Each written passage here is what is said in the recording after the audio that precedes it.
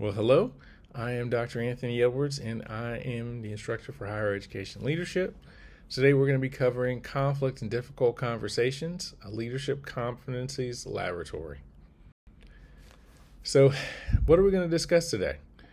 We'll talk about preparing for difficult conversations, communication strategies for difficult interactions, communication style and style flexibility, and communication and culture, as well as climate. So, as a higher ed leader, you're going to have some difficult conversations. So, whether that is dealing with a subordinate, dealing with a coworker who's not performing, having to deal with a supervisor and having to give them news that they don't necessarily want to hear. Those are all described as difficult conversations. So, questions to help you in preparing include things like this. So, first, what's at stake? What are the consequences if the conversation goes well? What are the consequences if the conversation doesn't go well? What is the magnitude of the problem? Is this a big problem? Is it affecting performance, or is it not so big a problem? Second, who's your audience? So, who are you wanting to speak to? Are you wanting, if as a higher ed leader, again, are you having to speak to your supervisor? Are you having to speak to coworkers?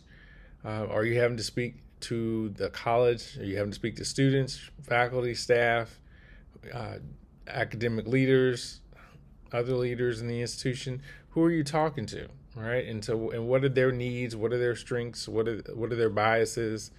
How is that going to help you prepare in having that conversation? So how you might have a conversation with students might be different from how you have a conversation with faculty. How you have a conversation with faculty in the College of Engineering might be a little different than how you have a conversation with faculty in liberal arts. And you might say, well, why? Well, if people in STEM tend to be very data focused, all right, and the way that they are measured tends to be data focused. And if you look at the way faculty in liberal and fine arts are measured, there's a lot more, and certainly it should be that way, but there are a lot of different ways that liberal and fine arts faculty measure their effectiveness, and they don't always fit into the same box that they do in health science or College of Engineering. And so in the ways that they are trained is different, and so the way that you speak to them might be a little different. Also, what's your goal? Are you wanting action out of the conversation? Are you wanting that person to take some action? Are you wanting a decision to be made? Or are you just providing information? So what's your goal? What are you trying to accomplish? And what's your action plan? So you're going to have this conversation. How are you going to go about it? It's going to be in a committee meeting. Is this going to be a one-on-one? How are you going to have this conversation? What are your steps? How are you going to open the meeting? Open the conversation? How are you going to get to the meat of the conversation? How are you going to close the conversation? These are all parts of your action plan. How are you going to follow up? Then at the end, you say, how'd your plan go? So you implement it, and then you evaluate it and say, okay, did it work? Did I get the result I was hoping for? If not, why? Should I have communicated more, less, in a different way? And if you're preparing for a new conversation, look back at your previous conversations and see how those went and how you could do things differently. So, what are some different communication strategies for these difficult interactions? So, I look back on times when I had to go present at academic council or other meetings, and some of those presentations went exactly the way I needed them to. Others didn't. And I look back and evaluate, what are some things you can do for any difficult interaction to make sure that it goes well. So first, create the positive culture. So when I started going to those meetings, I didn't know everybody, and so I didn't have rapport built up. But the more I went to the meetings, the more I participated in different projects and committees and got to know people, the easier it was for me to work with them and communicate in a way that was encouraging and supportive, and that helped build a positive culture. Focusing on consensus before you focus on disagreement. Too often, whether it's politics or work life, we focus on disagreement. So what does the group on this side believe, and what does the group on that side believe, and how are they different?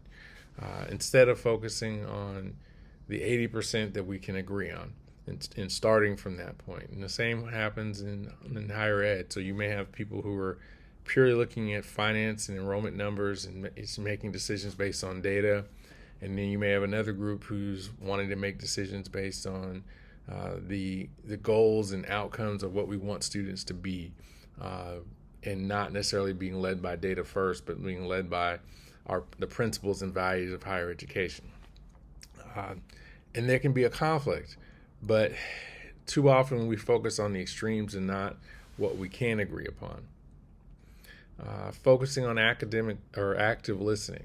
So too often when we're in meetings, we're not really paying attention, or we're just waiting to get our word in. We're interrupting. We're just, we have our position that we're getting ready to or we're arguing for, and we're not really listening to the other person to figure out why they believe what they believe or where there might be an opportunity to work together. Collecting different perspectives. Again, sometimes leaders focus on the people who agree with them, and they really don't want to hear other perspectives. So people sometimes, if they think that the only thing that matters is, enrollment numbers, and someone brings, or let's just say that a person in a leadership role is really focused on undergraduate education. And then someone else comes to the meeting and talks about, well, here are the things we need to do for graduate education. And that person may say, well, I'm not really interested in that, because they're only interested in undergraduate education. And so it's important to see things from different perspectives, even on a particular project. Hey, we want to do this because it's going to help students succeed and do well in the workplace. But then someone else in finance might say, well, yeah, but it's going to make our financial numbers worse because it's going to cost us money. It's an expense. We're not generating any income from it. And you might be tempted not to listen to that. But it's important to get that perspective, because if you don't, you can't overcome the objections to that. So minimizing defensiveness, generalizing, attributing motives to people or reasons for doing things, accusing, blaming, just try not to do those things. Because it's really easy to, when people say they disagree, to be defensive and defend your position. Why did you make that decision? And then you're already, on alert. Focus really on listening. Again, going back to active listening, and again, not coming into a situation saying, "Oh, this leader in this department is making decisions and they impact us, and they always get their way." That's usually not going to work. You need to really come at it from a different perspective. Separating facts from opinions. All right. So in higher education, I know we deal a lot with research and data, but there's still a lot of opinion. We might feel that X program is better than Y program, or X department is better than Y department, and we can come up with our own data to suggest that. But again, it is really our own perspective and how we categorize or frame the data to shape our own opinion. So if someone thinks that money should be used more so for liberal arts programs, and they can present the reasons why, and then someone else believes that more money should be going towards STEM programs, and they can have a completely another set of data that allows them to feel the way they do, but they're all based on some underlying assumptions and opinions. And so make sure that you're really guarding yourself against your own biases and opinions. Avoiding words that are contentious. Be careful how you use words like you and your. Sometimes it can bring you in, but sometimes it can sound accusatory. They did this, and this your department's doing, just doesn't really work. So just be careful with that. you've probably heard this, but there's the yes and yes but. So you know, if you listen to people and you say, yeah, that's true, but you've already sort of created defensiveness on the other party. But if you say, yes, that is true, and we also have to consider this, that makes what you have to say a little less contentious, and it helps other people to see your point of view. Prepare for the unexpected. So, as much as you want things to go a certain way with your communication, be prepared that people don't receive your message the way you want them to, and have some backup plans. So, if you see the conversation is not really going well, be able to course correct. So if you're doing things, and think about it, could be mid conversation or it could be part of a larger communication strategy. So if you're seeing emails are not working, maybe you have a meeting. If meetings with senior leaders, if that's not getting it done, maybe you have a larger town hall, or you have some other types of venues that you use, or you get to committees. Maybe reference another chapter and we start talking to informal leaders and influencers and getting them involved in helping engage in those conversations. Again, prepare for the closing of your conversation. So, really think about how you're going to open the conversation, how you're going to close the conversation. So, ways that you could open a conversation. If you think about things like, hey, I noticed that you might feel a certain way about that. I'd really like to talk about it and learn more about what you have to say, and see if we can find some places of agreement. That sounds like you respect the other person's point of view. It sounds like you really want to listen and learn from them while also respecting your own opinion. And you're also letting the person know that your disagreement isn't personal, and that's really important.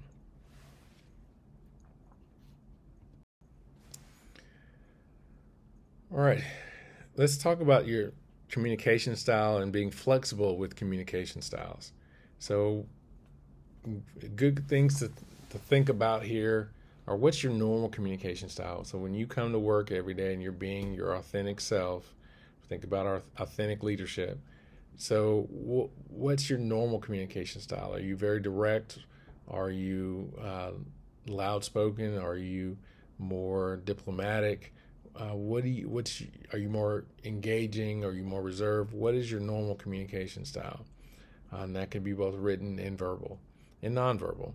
So from there, you think, okay, how does your normal communication style discourage people or encourage people to share information with you that's difficult? So we've all probably worked for people that didn't really want to hear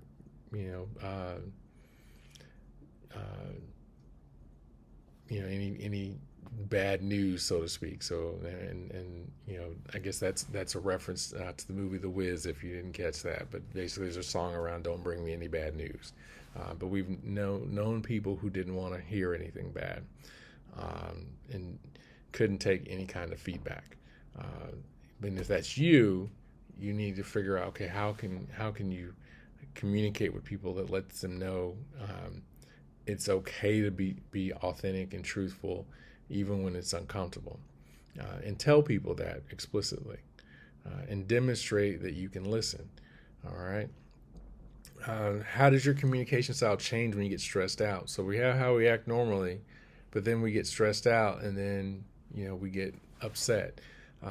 Think back if you've ever seen the movie Inside Out, and you've seen the child and the parent having a conversation, and it escalates because they're both acting out of anger, and it just continues to rise and rise and rise for both people.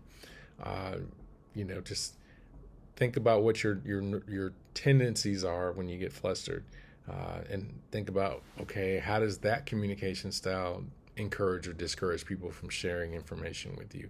So maybe when you are not stressed, you're a servant leader, but when you are stress, you can sometimes lash out at people, or you're defensive, or you're not a team leader.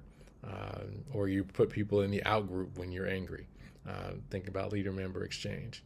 Um, and then how comfortable are you with changing your communication style if your present style is not working? And that's whether you're in the normal or the stress state. So maybe your normal style just isn't working. You're communicating with people and it's just not going the way you need it to go. Try a different strategy. Now, it may be that midstream, if you feel yourself, you recognize your cues of feeling stressed, and you realize that's not working, then you can change that as well. So then, how comfortable are you with giving quote unquote bad news or difficult information? And can you deliver this bad news or difficult information with strength and at the same time with empathy? So you have to be able to do both. If you're sharing things with a colleague, you got to be empathetic with them about what may be going on in their life, but at the same time you have to be honest with them about what's going on, and at the same time, I guess you can extend that. Say, can you receive bad news with strength and empathy at the same time? So are you defensive? So and this is still a part of your leadership. So how you receive information, because people are looking to you to see what kind of leader you are in the good times and the bad times. So you have to both give and receive information with strength and empathy. Okay, so working on your communication is something that you have to do every day. So this is not something you do every once in a while. We communicate every day, right? We eat every day. We breathe every day. We should be working on our communication every day, and that helps to build every day. That helps to build the culture and the climate where you and others can have these difficult conversations.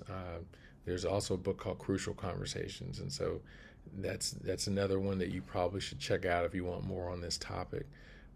But you have to build this culture. You have to build the foundation. People who don't feel comfortable aren't going to share.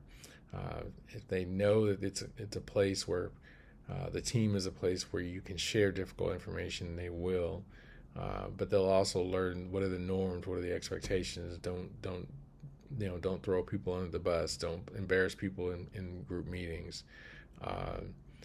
Just figuring out ways that you can share that information and let people know what your expectations are, whether you're the formal leader or the informal leader, what your expectations of the group are. All right, so in this episode, we've discussed preparation for difficult conversations. We talked about difficult interactions and different communication strategies for those interactions. We've talked about considerations for your communication style and how to be flexible with your communication style. And we also talked about the role of communication in culture and climate. So I hope you've enjoyed this video. It's helped you learn more about difficult conversations. If you have any questions, let me know. Be sure to like and subscribe, and we'll see you in the next video. Bye.